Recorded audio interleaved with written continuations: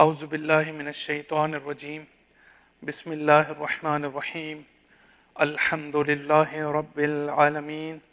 والصلاة والسلام علی اہل بیتہ الطیبین الطاہرین المعصومین اما بعد فقد قال الحکیم فی کتابہ المجید وفرقانہ الحمید بسم اللہ الرحمن الرحیم تبارک الذی نزل الفرقان علی عبدہ لیکون للعالمین نذیرا۔ سورہ فرقان کی تفسیر کا ہم نے آغاز کیا اور گزشتہ روز جس اہم ایسپیکٹ کی طرف، جس اہم ایشو کی طرف اشارہ کیا وہ یہ کہ اللہ تعالیٰ یہاں پر فرماتا ہے بابرکت ہے وہ ذات کہ جس نے فرقان کو اپنے عبد پر نازل کیا۔ تو فرقان پر ہماری گفتگو تھی اور قرآن کے مختلف نام ہیں، خود قرآن کہا گیا ہے، خود نور ہے، رحمت ہے، موعظہ ہے۔ اسی طرح فرقان کا مطلب یہ ہے کہ قرآن کا ایک اثر یہ ہے ہمارے اوپر کہ قرآن جو ہے وہ حق اور باطل کے درمیان تشخیص کا ذریعہ ہے، یعنی انسان ڈسٹنگوش کرنے کے قابل ہو سکتا ہے حق اور باطل کو۔ ہماری زندگی میں جو ہمارے مسائل آتے ہیں، مشکلات آتی ہیں، خاص طور پر جو فکری لحاظ سے جو مسائل ہیں اور خاص طور پر جس کا تعلق عقائد سے ہے، عقیدے سے ہے، ہمارے بلیف سسٹم سے ہے، اس میں اس بات کو جاننا بہت ضروری ہے کہ صحیح کیا ہے اور غلط کیا ہے، تاکہ ہم جو ہے وہ حق کو انتخاب کر سکیں، حق کو اڈاپٹ کر سکیں، اس کو سمجھ سکیں۔ خاص طور پر آج کل کے زمانے میں کہ جو سوشل میڈیا کا زمانہ ہے، یوٹیوب ہے اور فیس بک ہے، کہ جہاں پر کثرت سے مختلف قسم کے عقائد کا اظہار جو ہے وہ کیا جاتا ہے اور جس میں بہت زیادہ ڈیویشن بھی ہوتی ہے، انحراف بھی ہوتا ہے، گمراہی بھی ہوتی ہے۔ لہٰذا آج کل خاص طور پر قرآن کی اس آیت پر توجہ کرنے کی ضرورت ہے کہ اگر انسان واقعاً اپنے آپ کو قرآن سے وابستہ کرے، اپنے آپ کو قرآن سے مانوس کرے، تو وہ صحیح اور غلط کی تمیز کرنے کے قابل ہو سکتا ہے، اس کو یہ بصیرت اس کے اندر پیدا ہو سکتی ہے، اللہ تعالیٰ اس کو انسائٹ فل بناتا ہے۔ قرآن آپ کی مدد کرتا ہے اس میں کہ جو عقیدہ فکر آپ تک پہنچ رہی ہے، آیا وہ فکر ٹھیک بھی ہے یا وہ فکر ٹھیک نہیں ہے۔ تو اس لحاظ سے فرقان اہم ہے، اور ہم نے کل اس آیت کی طرف اشارہ کیا کہ ان تتقوا اللہ یجعل لکم فرقانا۔ تو قرآن بنیادی طور پر انسان کو متقی بناتا ہے، انسان کو پرہیزگار بناتا ہے، اور تقوی جو ہے وہ انسان کے قلب کی کوالٹی ہے، انسان کے قلب کی صفت ہے، وہ آپ کے یعنی ظاہری عمل یا ظاہری عبادت کی کوالٹی نہیں ہے۔ اس کا مطلب یہ ہوا کہ جب اللہ تعالیٰ کہتا ہے کہ انما یتقبل اللہ من المتقین، تو اللہ تعالیٰ متقین کے اعمال کو قبول فرمائے گا۔ تو جو قلب کی صفت ہوتی ہے اس کا تعلق ہے تاثیر سے۔ ہم جو بھی کام کرتے ہیں، نماز پڑھتے ہیں، روزہ رکھتے ہیں، حج کرتے ہیں، زکوٰۃ دیتے ہیں، سینٹر میں آتے ہیں، پروگرامز کو اٹینڈ کرتے ہیں، دین کے نام پر جو بھی ہم کام کرتے ہیں، احکامات کی پابندی کرتے ہیں، اس کا ایک رخ جو ہے وہ یہ ہے کہ اس کی تاثیر ہمارے اوپر کیا ہوتی ہے۔ اگر ہم فرض کریں کہ تھرسڈے نائٹ کو دعائے کمیل سنتے ہیں، تو دعائے کمیل کا ایک رخ یہ ہے کہ یقیناً ہمیں اس کا ثواب ملے گا، لیکن ایک یہ ہے کہ اس کے کنٹینٹس کیا ہیں، اس کی تاثیر ہماری روح پر اور ہماری نفس پر کیا ہو رہا ہے، ہماری تربیت پر۔ تو بڑا اہم میسج ہے جس کو سمجھنے کی ضرورت ہے کہ تقوی جو ہے وہ دراصل ہمیں پروٹیکٹ کرتا ہے برائیوں سے، انحرافات سے اور گمراہی سے۔ تقوی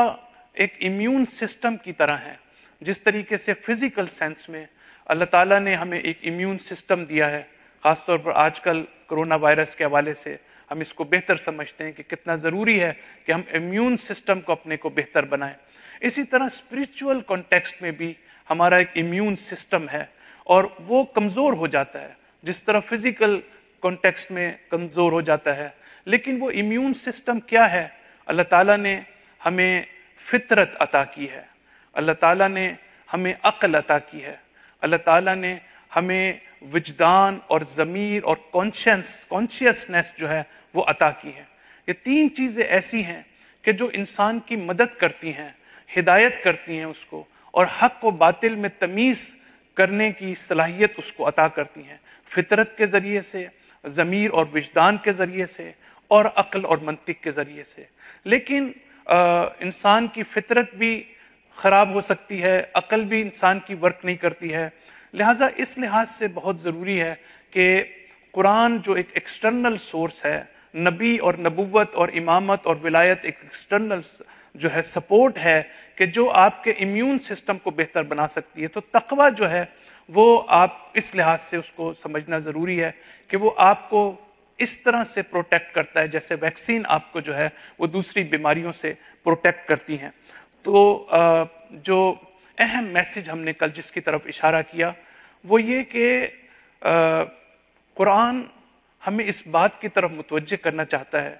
کہ یہ جو ہم عبادات انجام دیتے ہیں، یہ جو ہم نماز، روزہ، حج، زکوٰۃ اور جو تقوی کی بات کی گئی ہے، یہ اسی دنیا میں ہمارے لیے بھی بہت زیادہ مددگار ہے۔ خاص طور پر ہماری یوتھ کے لیے اس بات کو سمجھنے کی بہت ضرورت ہے کہ جب ہم مذہب کی بات کرتے ہیں، جب ہم ریلیجوسٹی کی بات کرتے ہیں، تو اس کی ایفیکٹونیس کو سمجھنا بہت ضروری ہے، اس کی اہمیت کو سمجھنا بہت ضروری ہے کہ مذہب قرآن سے وابستہ ہونا صرف یہ نہیں ہے کہ مذہبی لحاظ سے ہماری مدد کرتا ہے، بلکہ خالص دنیاوی امور کے اندر بھی ہماری جو سوشلائزیشن ہے، ہماری جو انٹریکشن ہے، ہمارا جو ایک دوسرے کے ساتھ رابطہ ہے، اس میں بھی قرآن ہماری مدد کرتا ہے، اس میں بھی قرآن ہمیں وہ فہم عطا کرتا ہے جس سے ہم اپنے دوست اور دشمن کو پہچان سکتے ہیں، ہم اس کو سمجھ سکتے ہیں کہ کون ہمارا دشمن ہے، کون ہمارا دوست ہے، کون ہمارا حقیقی دوست ہے اور کون ہمارا حقیقی دشمن ہے۔ اسی لیے قرآن مجید میں ایک جگہ پر ارشاد ہوتا ہے کہ قیامت کے دن انسان جو ہے جس کو دنیا میں اپنا دوست سمجھتا رہا وہ پتہ چلے گا کہ وہ اس کا دشمن نکلا۔ یعنی دنیا میں جو صاحبان بصیرت ہوتے ہیں وہ دنیا میں پہچاننے کے قابل ہو جاتے ہیں کہ کون ان کا حقیقی دوست ہے، کون ان کے لیے ریئلی ان کو جو ہے وہ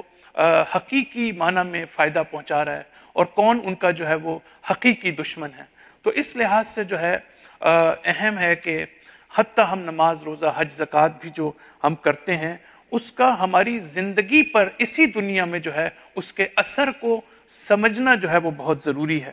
تو یہ اور پھر ہم نے یہ بات کی کہ ہمارے لیے ضروری ہے کہ دو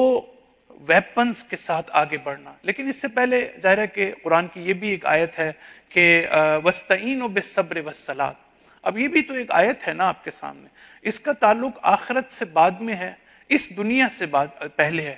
یعنی آپ اس دنیا میں اگر آپ کو مشکلات ہیں، پریشانیاں ہیں، مصائب ہیں، کوئی بھی چیلنجز ہیں آپ کی لائف کے اندر، وَاسْتَعِینُوا بِالصَّبْرِ وَالصَّلَاةِ، ایک ایکسٹرنل سورس ہے نماز کی صورت میں اور ایک انٹرنل سورس ہے پیشنس کی صورت میں، صبر کی صورت میں۔ تو آپ صبر اور نماز کے ساتھ ان کو اپنے لیے ٹول قرار دیں، اپنے لیے ویپن قرار دیں، اسلحہ قرار دیں، تاکہ آپ اس سے جو ہے وہ مقابلہ کر سکیں اپنی سامنے آنے والی چیلنجز، آبسٹیکلز اور پریشانیاں اور مشکلات اور رکاوٹیں جو آپ کے سامنے آ رہی ہیں۔ تو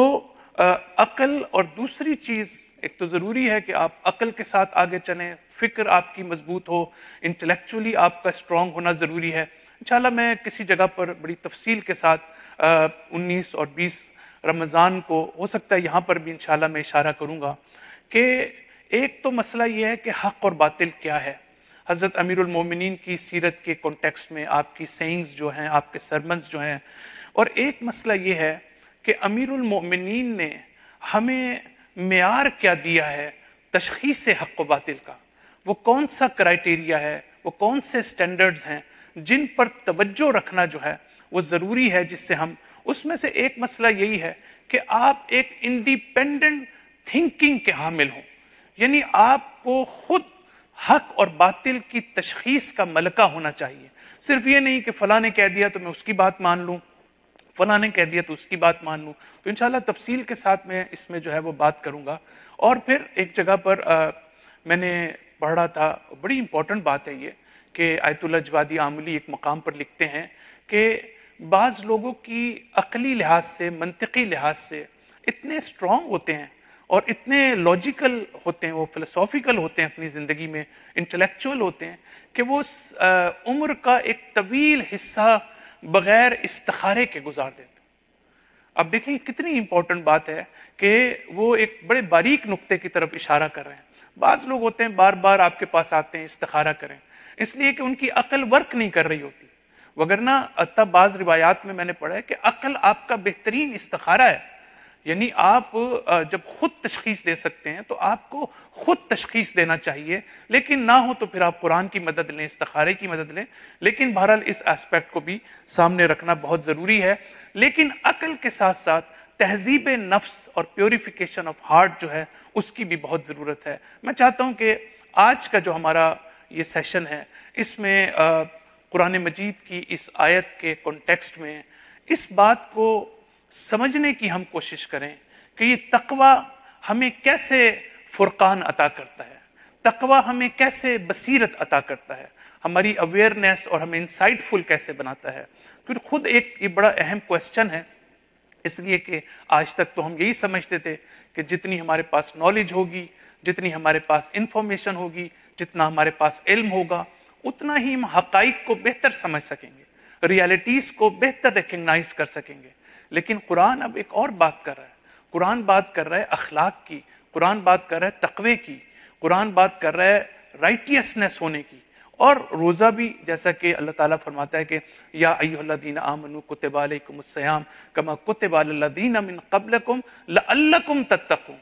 دیکھیں تقوی خود اس کی حکمت اور فلسفہ ہے کہ روزہ آپ کو تقوی تک پہنچائے، تو تقوی کے ذریعے فرقان تک پہنچنا، یہ پہلا نقطہ جو میں یہاں پر عرض کرنا چاہتا ہوں وہ یہ ہے کہ قرآن کی یہ آیت دیکھیں تین چیزوں کی طرف ہم اشارہ کر رہے ہیں۔ ہم نے سٹارٹ یہاں سے کیا کہ قرآن کو فرقان قرار دیا گیا،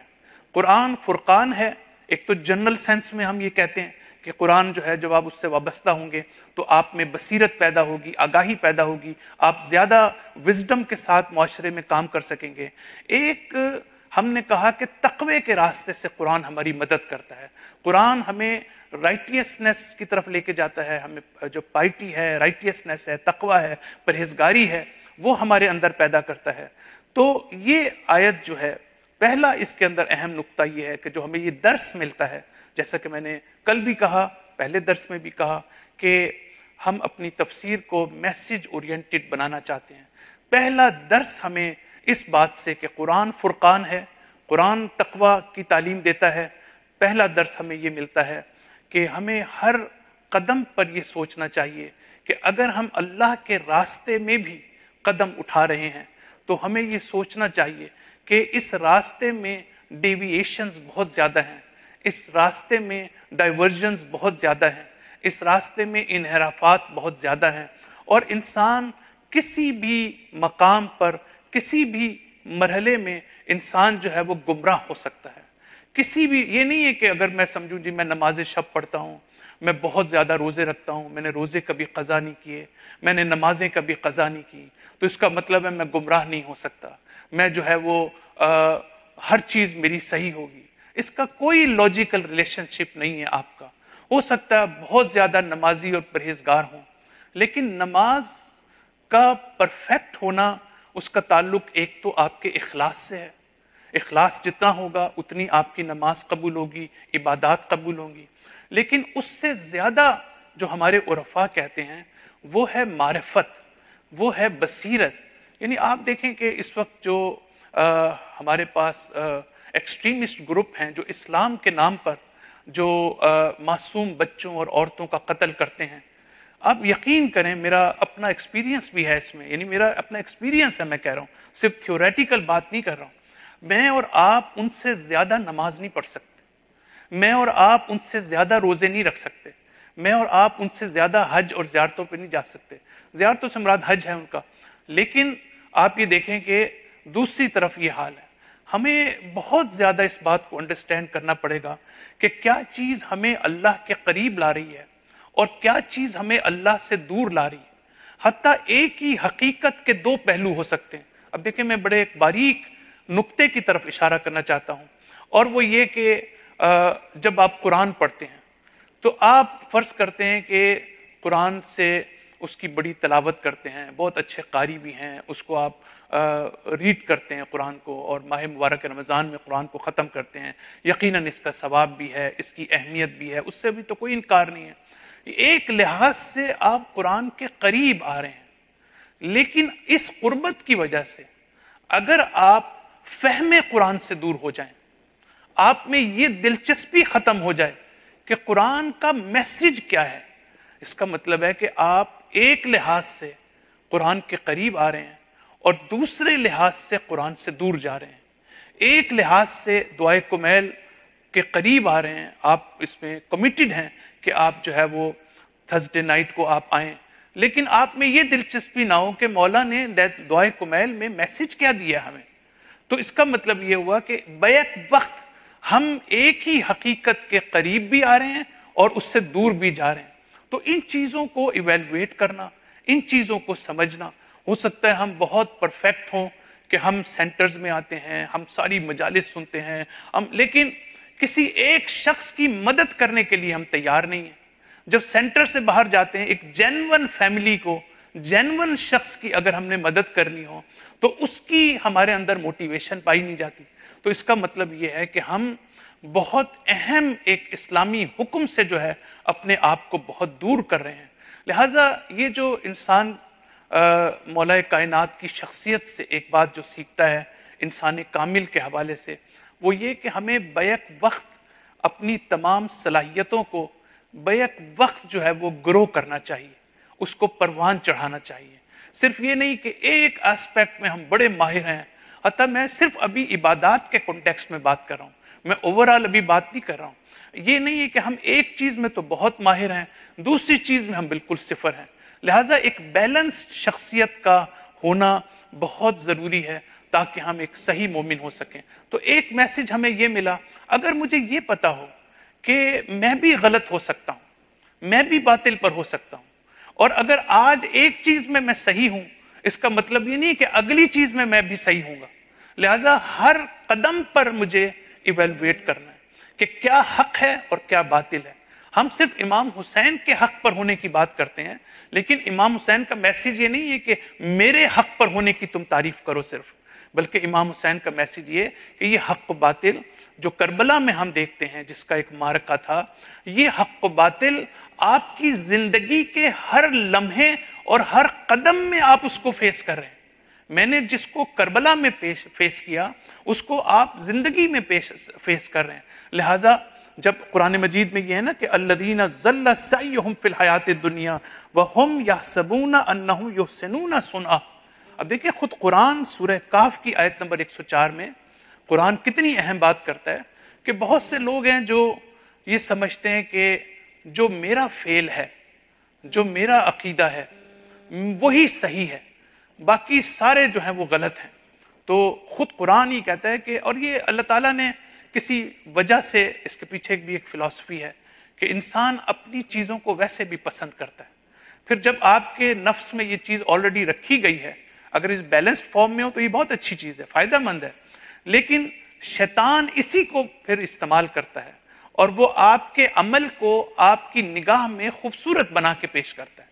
یہ چیز خطرناک ہو جاتی ہے، تو وہ براہ راست آپ پر اثر انداز نہیں ہوتا۔ یہ جو کہتے ہیں کہ اللہ تعالیٰ شیاطین کو جو ہے وہ زنجیروں میں جکڑ دیتا ہے ماہ مبارک رمضان میں، تو پہلے اس کو سمجھنے کی ضرورت ہے کہ شیطان براہ راست ہم پر اثر انداز نہیں ہو سکتا، وہ ہمارے نفس کے توسط سے اثر انداز ہوتا ہے۔ وہ شیطان یہ دیکھتا ہے کہ ہم کس میں دلچسپی لے رہے ہیں، شیطان یہ دیکھتا ہے کہ ہم کس طرف ہماری ٹینڈنسیز کیا ہیں۔ حتیٰ وہ دیکھتا ہے کہ اگر ایک عالم ہے تو وہ عالم کو جو ہے وہ کسی کلب کے حوالے سے اس کو گمراہ نہیں کرے گا کہ چلو تمہیں میں فلاں کلب میں لے جاؤں۔ عالم کو اسی طرف سے گمراہ کرے گا جہاں وہ دیکھے گا کہ اس کا اپنا شوق ہے، اس کی رغبت ہے۔ تو نفس میں انسان کے یہ ہے کہ پھر اس کا مطلب ہے کہ قرآن تو ہر قدم پر ہمیں ایک تعلیم دے رہا ہے کہ مجھے اپنی فیملی لائف میں، اپنی پرسنل لائف میں، اپنی کمیونٹی لائف میں، اپنی سوشل لائف میں، سوشل انٹریکشنز میں مجھے یہ دیکھنا ہے کہ صحیح اور غلط جو ہے، کہیں میں کسی جگہ پر غلط تو نہیں ہوں۔ اگر انسان غلط ہے اور حق پر نہیں ہے اور سمجھ جاتا ہے تو یہ کوئی بری بات نہیں ہوتی کہ انسان اس کو ایکسیپٹ کر لے. کبھی کبھی انسان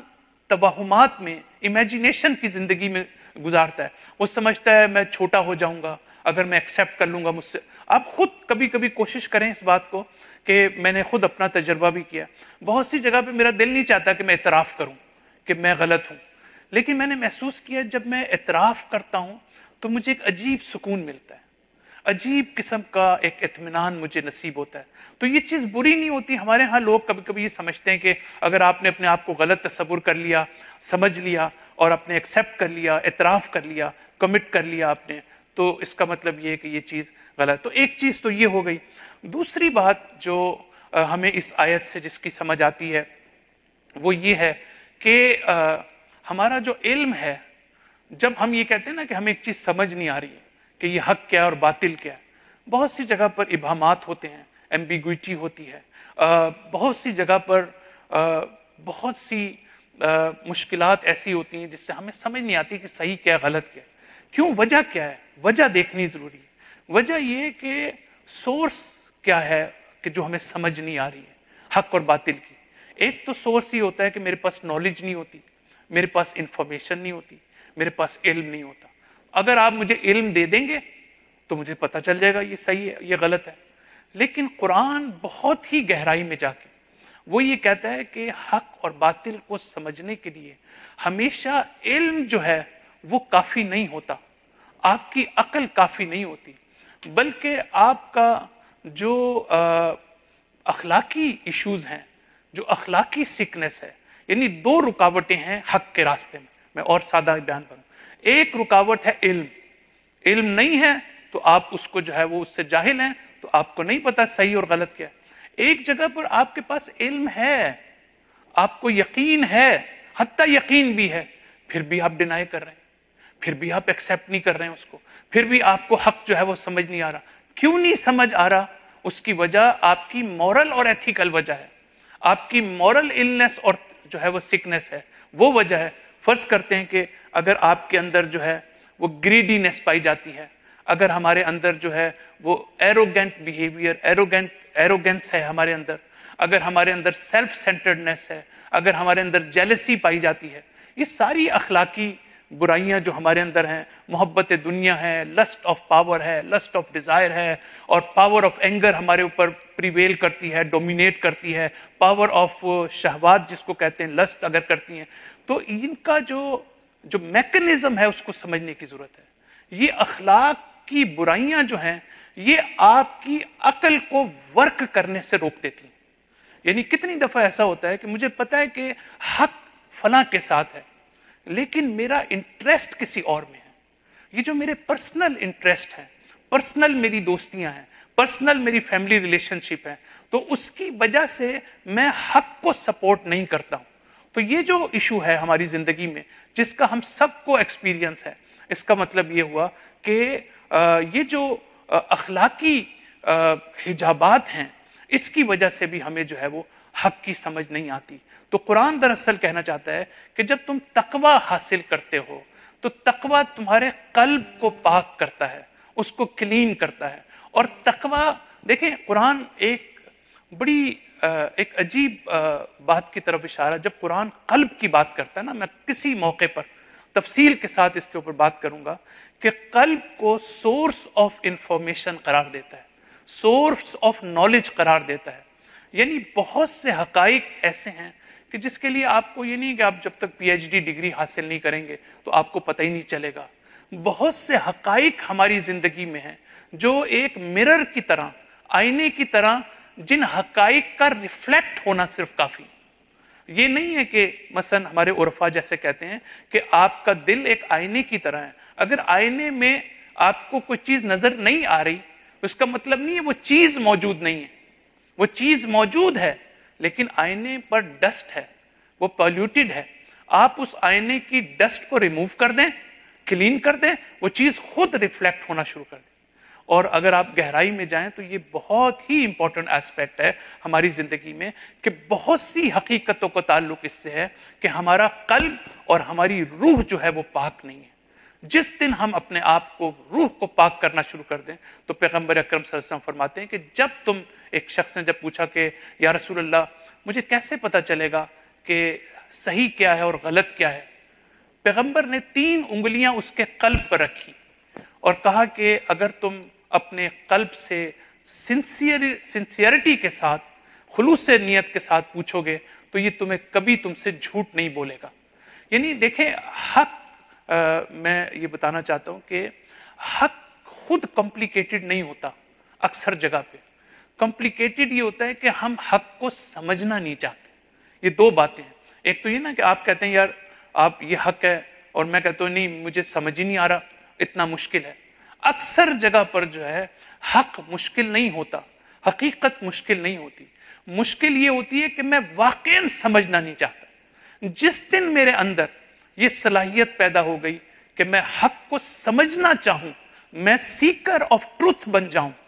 اور یہ صلاحیت اگر ہمارے اندر پیدا ہو جائے تو پھر آپ دیکھیں کہ دنیا میں کتنی بڑی تبدیلیاں جو ہیں وہ آنی شروع ہو جائیں گی اخلاقی لحاظ سے۔ تیسرا نقطہ جو اسی آیت کے ذیل میں تقوی اور فرقان اور بصیرت، ہم اس کے اوپر جو ہے وہ ہم بات کر رہے ہیں۔ تیسری چیز یہ ہے کہ جو ہمارے بعض مفسرین نے، آیت اللہ مکارم شرازی نے بھی اور دوسروں نے بھی، اور ہمارے عرفاء کی اصل میں یہ بات ہے، وہ یہ کہتے ہیں کہ تقوی کیسے آپ پہ اثر انداز ہوتا ہے۔ وہ یہ کہتے ہیں کہ کوئی بھی چیز اس دنیا میں جو آپ کو اچھی لگتی ہے اس کو آپ کہتے ہیں نا پرفیکٹ، جس کو آپ پرفیکشن کہتے ہیں۔ ظاہر ہے پرفیکشن بھی ایک ریلیٹو ٹرم ہے، تو علم ہے، نالج ہے، تو یہ بھی ایک پرفیکشن ہے۔ بیوٹی جو ہے یہ بھی ایک پرفیکشن ہے۔ تو ہزاروں چیزیں ہیں جس کو آپ پرفیکشن کہتے ہیں۔ وہ یہ کہتے ہیں کہ یہ جتنی چیزیں کمالات جس کو ہم کہتے ہیں، جتنا آپ کمال مطلق کے قریب ہوتے چلے جائیں گے، جتنا آپ اللہ کے جو ایبسولیوٹلی پرفیکٹ ہے اس ایبسولیوٹلی پرفیکٹ کے جتنا قریب ہوں گے، تو یہ جو حقائق ہیں یہ کمالات ہیں، یہ پرفیکشنز ہیں۔ تو یہ حقائق جو ہے وہ آپ کی ذات میں خود ہی منعکس ہونا شروع ہو جائیں گے، ریفلیکشن ان کی آنی شروع ہو جائے گی۔ تو اب آپ دیکھیں کہ آپ کسی بھی چیز کو لیں، میں بھی اس میں تفصیل میں نہیں جانا چاہتا، آپ دیکھیں گے کہ کوئی چیز بھی اس کائنات میں ایسی نہیں ہے کہ جو اس کا کوئی روٹ موجود نہ ہو، جو اس کے بیسک روٹس موجود نہ ہو۔ آپ کے سامنے کاغذ ہے، آپ کے سامنے میز ہے، آپ کے سامنے لیپ ٹاپ ہے، کوئی بھی چیز وجود میں نہیں آ سکتی جب تک کہ اس کی ایک حقیقت کسی جگہ پر موجود نہ ہو۔ اسی طریقے سے اگر اس کائنات میں بیوٹی نام کی کوئی چیز ہے، حسن و جمال نام کی کوئی چیز ہے، تو وہ اللہ کی، کیونکہ وہ جمال مطلق ہے، اس کی وجہ سے یہ بیوٹی ہمیں نظر آتی ہے۔ اگر اس کائنات میں ہمیں رحمت کہیں نظر آتی ہے،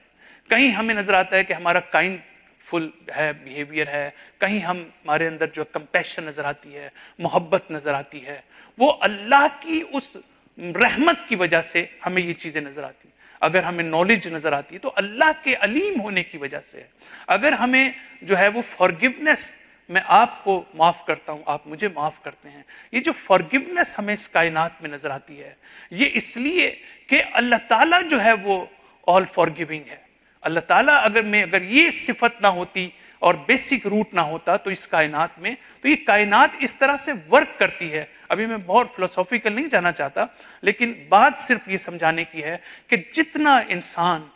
قرب اللہ، اللہ تعالیٰ کے قریب جاتا ہے اور اسپرچول جرنی کے تحت اللہ تعالیٰ کی صفات کو اپنی ذات میں ریفلیکٹ کرتا ہے، مینیفیسٹ کرتا ہے، اتنا ہی دنیا کی چھوٹی چھوٹی حقیقتیں اس کے سامنے بہتر طور پر واضح ہوتی چلی جاتی ہیں۔ تو یہ بھی ایک پہلو ہے اس کا کہ جس کو سمجھنے کی ضرورت ہے۔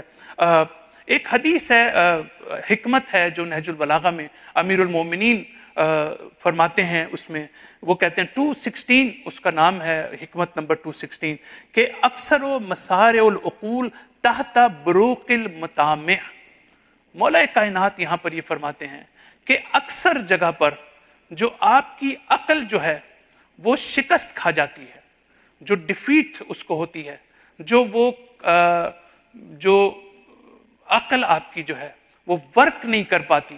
اس کی وجہ کیا ہے؟ تحت بروق المطامع، یعنی فلیش آف گریڈ، یعنی یہ جو ہمارے اندر ایک طمع اور گریڈینس پائی جاتی ہے، یہ آپ کی عقل کو شکست دے دیتی ہے اور یہ زمین پر گرا دیتی ہے آپ کی عقل کو. لہٰذا اس لحاظ سے بھی ہم اخلاقی لحاظ سے بھی اس بات کو سمجھتے ہیں اور عقلی لحاظ سے بھی کہ کس طریقے سے تقوی جو ہے وہ انسان پر اثر انداز ہوتا ہے. اور پھر ایک روایت ہے جو میں آپ کے سامنے رکھنا چاہتا ہوں کہ من عمل بما علم اوتی علم ما لم یعلم. انتہائی خوبصورت روایت ہے جو میں نے آپ کے سامنے پیش کی ہے، اور اس کا تعلق بھی ہمارے تقوی سے ہے، قرآن سے ہماری وابستگی سے ہے. اور وہ یہ ہے کہ امام علیہ السلام یہ فرماتے ہیں کہ جو شخص اپنے علم پر عمل کرتا ہے، مثلا آپ کو ایک چیز کا علم ہے اور آپ اس پر عمل بھی کرتے ہیں، تو فرماتے ہیں کہ اوتیا علم ما لم یعلم، تو اللہ تعالیٰ اس کو اس چیز کا بھی علم عطا کرتا ہے جس کا اس کو نہیں ہوتا وہ علم. تو آپ دیکھیں کہ ہمیشہ آپ کو انفارمیشن حاصل کرنے کی ضرورت نہیں ہے حق تک پہنچنے کے لیے. ہمیشہ آپ کو نالج کے لیے جانا کسی کالج میں، یونیورسٹی میں، اس کی طرف جانا ضروری نہیں ہے. بعض چیزوں کا تعلق اس بات سے ہے کہ اللہ تعالیٰ نے یہاں سسٹم رکھا ہوا ہے اس کائنات میں، یہ اللہ تعالیٰ کی پریکٹس ہے. اللہ تعالیٰ نے اس کائنات میں جو اصول رکھے ہیں، جو ٹریڈیشن ہے اللہ تعالیٰ کی، اس کو سمجھنے کی ضرورت ہے. اللہ تعالیٰ جب یہ کہتا ہے کہ جب تم اپنے علم پر عمل کرو گے تو میں تمہیں اور علم دوں گا، ان چیزوں کا علم دوں گا جس کا تمہیں علم نہیں ہے. اللہ تعالیٰ کہتا ہے کہ اگر تم علم سے عمل کرو گے تو وہ تمہارے ساتھ رہے گا، ورنہ یہ فرار کر جائے گا. تم یہ نہ سمجھو کہ اگر تم، اور بہت سی ایسی مثالیں، ابھی میں ان مثالوں کے اندر نہیں جانا چاہتا، کہ انسان اگر اپنے علم پر عمل نہ کرے تو وہ علم بھی اللہ تعالیٰ اس سے چھین لیتا ہے، یعنی وہ علم بھی جو ہے اس کے پاس باقی نہیں رہتا ہے. تو جو آخری نقطہ یہاں پر میں بیان کرنا چاہتا ہوں جو ہمارے لیے بہت امپورٹنٹ ہے اسی کانٹیکسٹ میں، تاکہ ہم اس کو سمجھ سکیں کہ قرآن کس طرح سے ہمیں حق اور باطل کی تشخیص عطا کرتا ہے، بصیرت عطا کرتا ہے. اور وہ یہ ہے کہ پہلے میں ایک مثال سے شروع کرنا چاہتا ہوں. جب تک ہم اس سسٹم کو نہیں سمجھیں گے، ہمارے لیے اپنی تربیت کرنا، اپنے آپ کو ایجوکیٹ کرنا بہت مشکل ہے. تو دیکھیں ہر جگہ پر ایسا ہی ہوتا ہے. میڈیکل سائنس میں ڈاکٹرز اپنی ساری زندگی لگا دیتے ہیں کہ آپ کو بایولوجیکلی، آپ کو فزیولوجیکلی، آپ کو جو ہے وہ آپ کی فزیولوجی کو دیکھیں، اس کو ورک کریں، آپ کے جسم، آپ کے بدن، آپ کی باڈی، اس کے بارے میں، تب وہ جا کر وہ سجیسٹ کر سکتے ہیں، تب وہ جا کے انٹروین کر سکتے ہیں، تب وہ جا کر آپ کا علاج کر سکتے ہیں. تو اسپرچول کانٹیکسٹ میں بھی بالکل اسی طریقے سے ہے. دیکھیں ہماری زندگی میں ایک، جب ہم اپنے ذات سے باہر ایک چیز دیکھتے ہیں، ہمارے پاس اللہ تعالیٰ نے ہمیں آنکھیں دی ہیں، اللہ تعالیٰ نے ہمیں کان دی ہیں، یعنی power of seeing and power of hearing, یہ دو اللہ تعالیٰ نے ہمیں پاورز دی ہیں. ان دو پاورز کا کام کیا ہے؟ ان دو پاور سے جب ہم دیکھتے ہیں، ان کا تعلق ہے نالج سے، یعنی آپ دیکھتے ہیں تو علم حاصل ہوتا ہے، آپ سنتے ہیں تو آپ کو علم حاصل ہوتا ہے. تو آپ نے نوٹ کیا، آپ دیکھ رہے ہیں تو دیکھنے سے آپ کو کسی چیز کا علم حاصل ہو رہا ہے، جب آپ سنتے ہیں اس سے بھی علم حاصل ہو رہا ہے. اللہ تعالیٰ نے آپ کو دو چیزیں اور بھی دی ہیں، ایک آپ کے ہاتھ ہیں اور ایک آپ کے پاؤں ہیں. آپ کو جو ہینڈز اور لیگز جو آپ کو دی ہیں اللہ تعالیٰ نے، میں آپ سے پوچھتا ہوں کیا یہ ہاتھ سنتے ہیں؟ کیا یہ دیکھتے ہیں؟ کیا یہ سورس آف نالج ہے؟ آپ کہیں گے نہیں. تو ان کا کیا کام ہے؟ ان کا کام یہ ہے کہ آپ کی آنکھ نے جو دیکھا، اب اگر وہ خطرہ ہے، کوئی ڈینجر ہے وہ، تو بھاگنے کے لیے اللہ تعالیٰ نے آپ کو ہاتھ اور پاؤں دیے آپ کے دفاع کے لیے. تو آپ کی ظاہری جو حیات ہے یا باڈی ہے، اس میں یہ، اب اس کو آپ انٹرنلی اگر آپ دیکھیں کہ یہ آنکھیں کا مطلب ہے کہ اللہ تعالیٰ نے آپ کو علم دیا، نالج دی، اور ہاتھ اور پاؤں کی جگہ اللہ تعالیٰ نے جو آپ کے اندر جو چیز رکھی ہے وہ آپ کے اندر موٹیویشن رکھی ہے، یعنی جس کے ذریعے سے آپ کے لیے ایک ڈرائیونگ فورس بن جائے. علم تو آپ کو آ گیا، لیکن اللہ تعالیٰ نے آپ کے اندر ایک ارادہ رکھا ہے. اللہ تعالیٰ نے آپ کے اندر ایک جس کو کہتے ہیں محرک، یہ جو آپ کے لیے ڈرائیونگ فورس ہے، وہ چیز جو آپ کو عمل کی طرف جو ہے وہ پش کرتی ہے. تو وہ دو چیزیں ہمارے اندر موجود ہیں. اس کو کہتے ہیں عقل عملی، یعنی پریکٹیکل انٹلیکٹ. اسی لیے جب کسی نے ہمارے امام سے پوچھا کہ مولا عقل کی کیا تعریف ہے، تو آپ نے عقل کی تعریف میں یہ نہیں کہا کہ عقل وہ ہے جو سوچتی ہے، عقل وہ ہے جو غور و فکر کرتی ہے. کہا کہ العقل ما عبد بہ الرحمن، کہ جس سے رحمان کی عبادت کی جاتی ہے. اس کا مطلب ہے کہ یہ وہ عقل ہے کہ جو ایسی ڈرائیونگ فورس ہے کہ جو آپ کو، اب آپ نے قرآن میں پڑھ لیا کہ نماز پڑھنی ہے، آپ کے عالم نے بتا دیا کہ آپ نے نماز پڑھنی ہے، لیکن آپ نے ایکچولی نماز پڑھنی کیسے ہے؟ جب تک یہ پریکٹیکل انٹلیکٹ آپ کے پاس نہ ہو، جب تک یہ ڈرائیونگ فورس آپ کو پش نہ کرے نماز پڑھنے کی طرف، آپ کبھی نہیں کریں گے. تو اس کا مطلب یہ ہوا کہ آپ کی علم دشمن کو دیکھتا ہے، آپ کے ہاتھ اور پاؤں نہیں دیکھتے. آپ کو جو آپ کے نفس کا جو مقابلہ ہے وہ آپ کے اس پہلو سے ہے کہ علم سے زیادہ نہیں ہے اس کا مقابلہ